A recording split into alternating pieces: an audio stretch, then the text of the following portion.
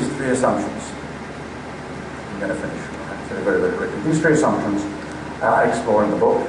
Assumptions about the nature of practice, about the life and organisation of place, and about the value of our expert interventions. And I do it in various ways, but I shall skip all of that.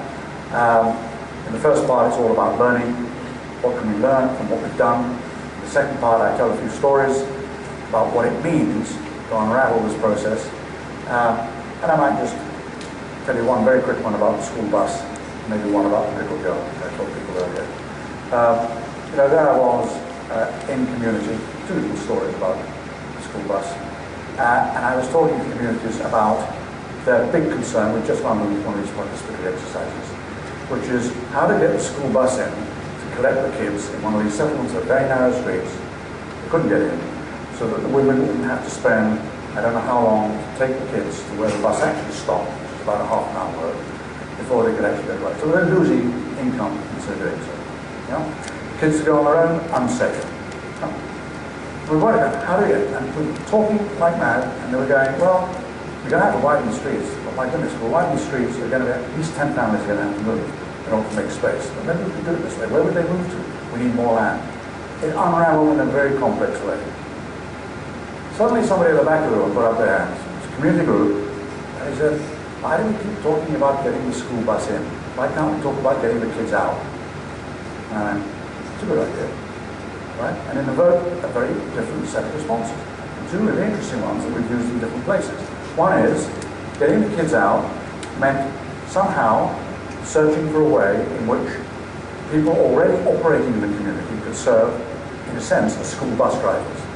In one context, in Bangladesh, we mobilized bicycle rickshaws that carry 6 children at a time.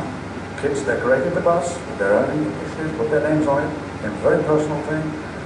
The rickshaw driver would care for them and so on. And I tell you, when it came to Fridays or Saturdays or whenever the day off, there were rickshaw races on the open ground to see which community beats which community amongst the kids.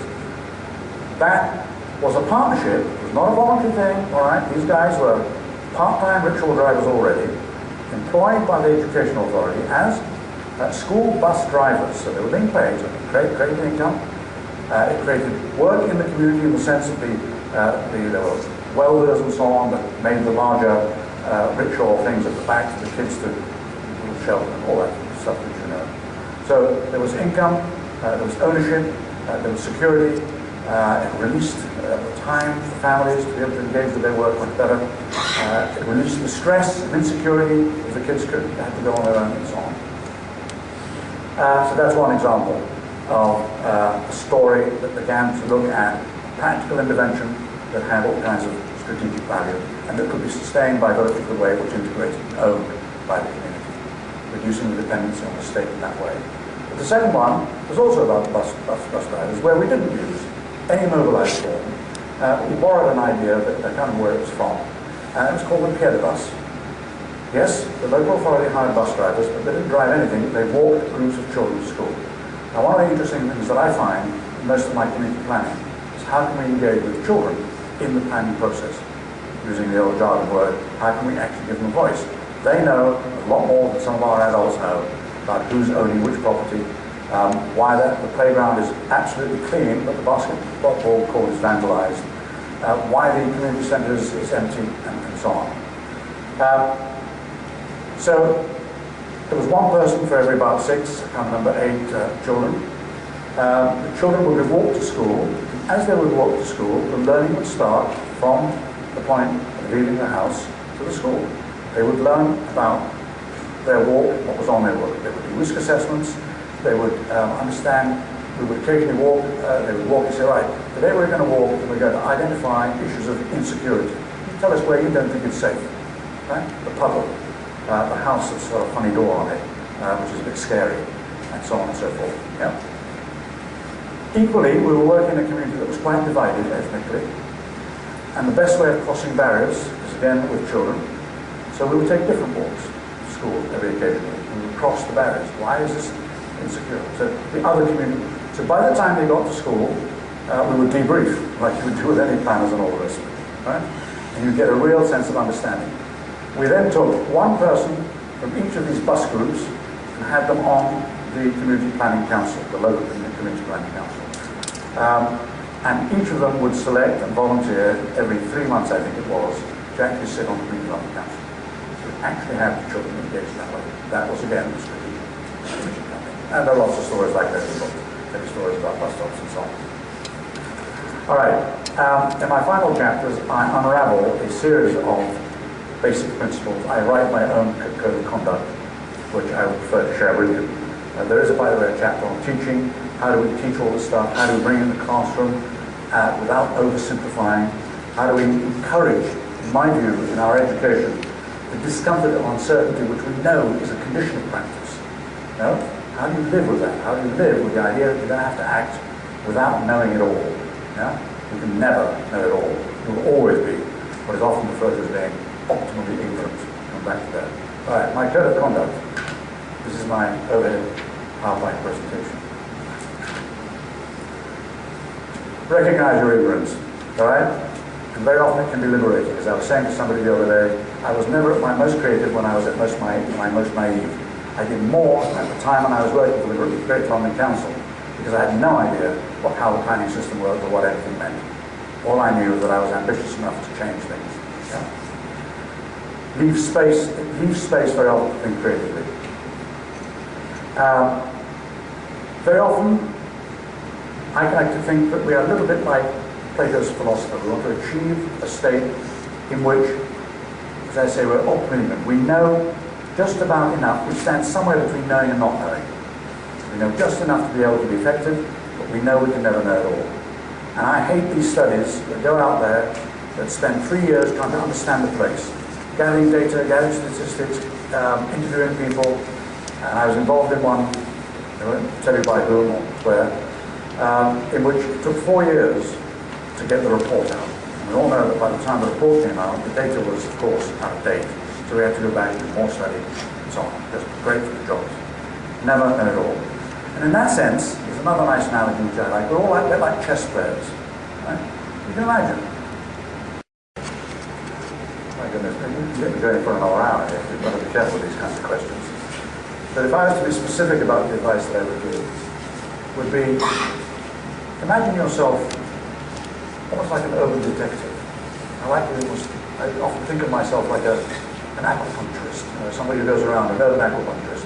I want to find that spot where I can touch and release the energy of place in order to fix itself with a bit of help, as it were. But if you start as an urban detective, look for clues. Right? What does the concept of community centre mean? I know what it means to me. I visited one centre almost been a couple of years ago in Sri Lanka. Beautiful building, absolutely delightful. Wonderful materials and all the rest of it. And I couldn't figure out why it was empty.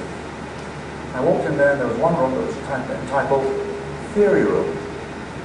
What is a theory room in a rural village? This was actually in a rural village. And the other one was Meeting Room. Right? Communities don't meet like that around a table, chairs like this. Where did we pay for these chairs anyway? Right? Completely empty.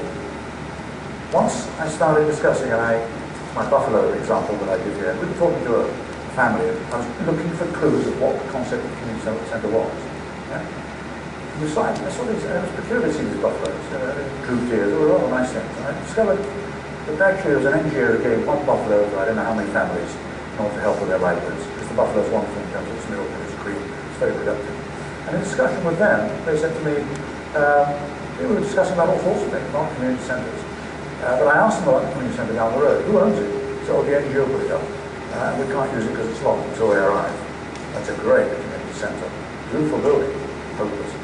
And so we started a discussion about community centre. So, well, groups of families have talked to each other, and we thought, well, if we can actually get the buffalo in one place, there are 6 at the moment, we can begin to develop enterprises around it.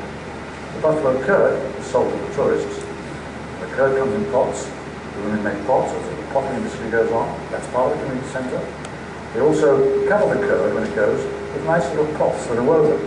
Right? So fantastic added value in terms of another enterprise. And the dung of the buffalo, they said, is fantastic. You dry it, it's a great fuel. I tell you what we've done, we've had a little perfume. turn it into a coil, so they actually can be used as a mosquito repellent. Oh my goodness, this is fantastic stuff. Let alone the milk and all the rest of it and so on. Right? In one place, their milk could be enhanced. So apparently buffaloes have a very long gestation period in terms of their calves and so on. I don't know much about it, but all sorts of benefits came.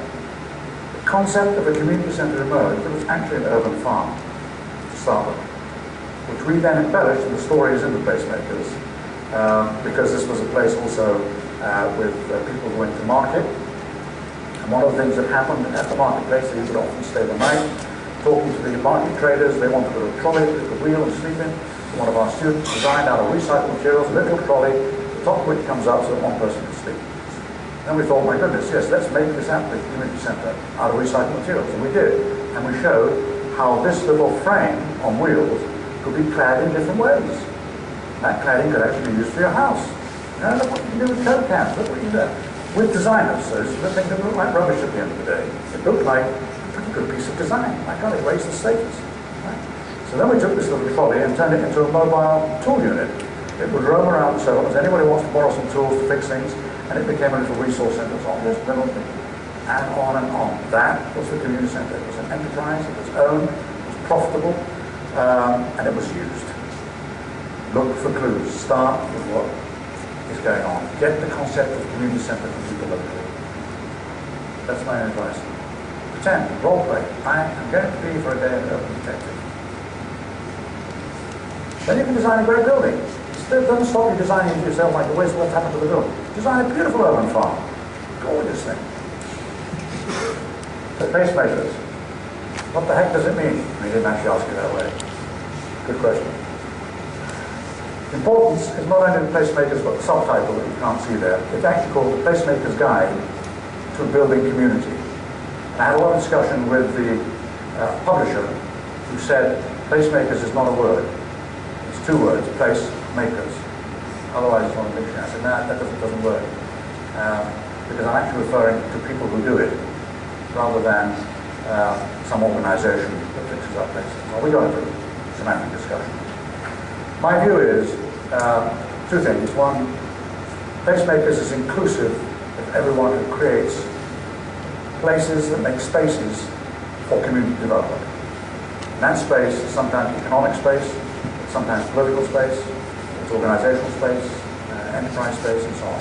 Right? And that's my bias. My bias has always been, because I'm an architect, to start with place, with local things, and see what's happening, what the concept of place is, in that sense, and then move to the strategic agenda from there. Hence, building community. And building community is, at the end of the day, at the core of our activity. Because without community, we can't get into all the other activities that we can get. So, the Placemaker's Guide is anyone who's active in making places that sustain life and livelihoods. Because otherwise it just becomes a formal activity. I have great discussions with my architectural colleagues about that. I've made a wonderful place over there. Yeah, but you're not a placemaker. No, but I'm an architect. Yes, but you're not a placemaker. That beautiful place has not made space for all the other enterprise activities and so on. If it served one function, it has begun to worry a few people.